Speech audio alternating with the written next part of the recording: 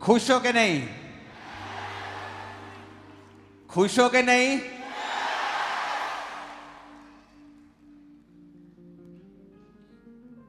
तो नजर आना चाहिए अगर तुम खुश हो तो। अगर ये कलीसिया खुश है तो नजर आना चाहिए। हालेलुया।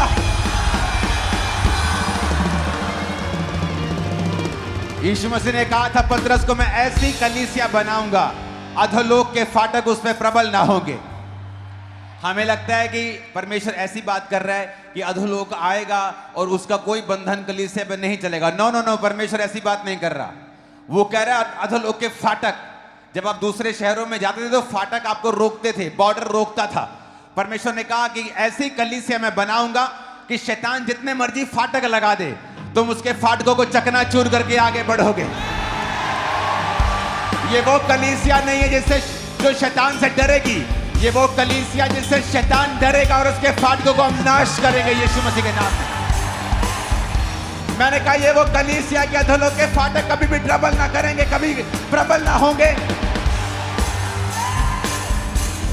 इसलिए परमेश्वर ने मूसा को कहा था, उसने कहा था स्टैंड स्टिल, उसने कहा था खड़ के परमेश्वर के कामों को देख। यहोवा तुम्हारे लिए लड़ेगा और वो तुम्हारे आगे आगे जाएगा। वो तुम्हारे लिए लड़ेगा, तुम्हें लड़ने की जरूरत नहीं होगी। अगर आप बाइबल को ध्यान से पढ़ें तो वचन शुरू करने से पहले एक बात मैं आपसे करना चाहता हूं।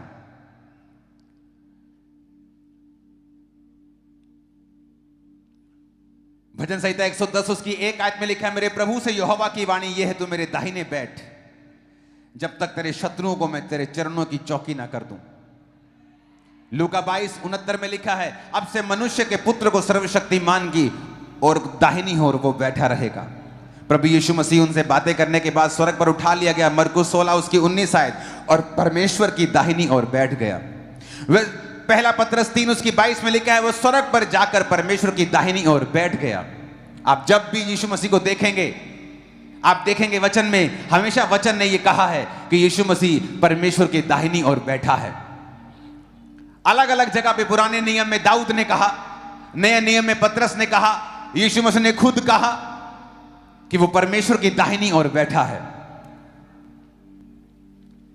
लेकिन जब आप प्रेरितों के काम में पढ़ते हैं, उसकी 7 बाब में उसकी 54 से 60 आयत में लिखा, जब वो स्तिफनुस प्रचार कर रहा था तो वो बातें सुनकर जल गए और उस पर दांत पीसने लगे, परंतु उसने पवित्र आत्मा से परिपूर्ण होकर स्वर्ग की ओर देखा और परमेश्वर की महिमा को और यीशु को परमेश्वर के दाहिनी ओर खड़ा हुआ देखकर कहा, मैं स्वर्ग को खुला हुआ और मनुष्य के पुत्र को परमेश्वर के दाहिनी ओर खड़ा हुआ देखता हूं।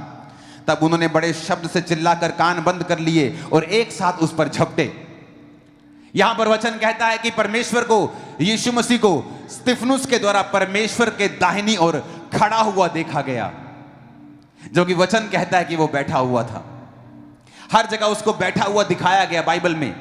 लेकिन जब स्तिफनुस को पत्थरवाह किया जा रहा था और वो शहीदी प्राप्त करने को था, तो वचन कहता है कि वो परमेश्वर की दाहिनी ओर जब उसने देखा तो यीशु मसीह को खड़ा हुआ देखा। क्योंकि वचन ये भी कहता है कि यीशु मसीह मेरा और आपका वकील भी है, वो हमारा लॉयर भी है। जब वो आपकी लाइफ पर किसी मुसीबत को देखता है तो आपके केस को डिफेंड करने के लिए वो खड़ा होता है। आज मैं आपकी लाइफ के लिए यीशु मसीह को खड़ा हुआ देख रहा हूं और वो आपकी लाइफ का हर एक केस खड़ा हुआ मैं हल करता हुआ देख रहा हूं, उसको यीशु मसीह के सामर्थ्य नाम में। आप सोच रहे हैं कि आप एक आम व्यक्ति हैं, तो मैं आपको बताना चाहता हूं, स्तिफनुस कोई प्रेरित नहीं था, एक खाना बनाने वाला व्यक्ति था। चर्च में उसको खाना बनाने के लिए चुना गया था। पवित्र आत्मा से परिपूर्ण हुआ और उसने प्रचार किया। और बाइबल कहती जब उसको पत्थरवाह किया जा रहा था तो उसने कहा, परमेश्वर मेरी आत्मा को ग्रहण कर। हो सकता वो पौलुस की तरह कहता कि मैं अब मरने के लिए अभी तैयार नहीं हूं, मुझे प्रचार करना है, तो वो ना मरता। लेकिन उसने कहा परमेश्वर मैं आने के लिए तैयार हूं। उसने परमेश्वर को दाहिनी ओर खड़े हुए देखा। तो मैं आपको बताना चाहता हूं, वो आपका वकील आपके लिए खड़ा रहता है हर वक्त। जब कोर्ट में जज और दूसरे पक्ष आपके खिलाफ मुकदमा करता है तो जज बैठा रहता है और आपका वकील जज के सामने खड़ा रहता है। मैं जीसस को आपके लिए खड़ा हुआ देख रहा हूं और आपकी लाइफ का हर वो मसला जो शर्मिंदगी को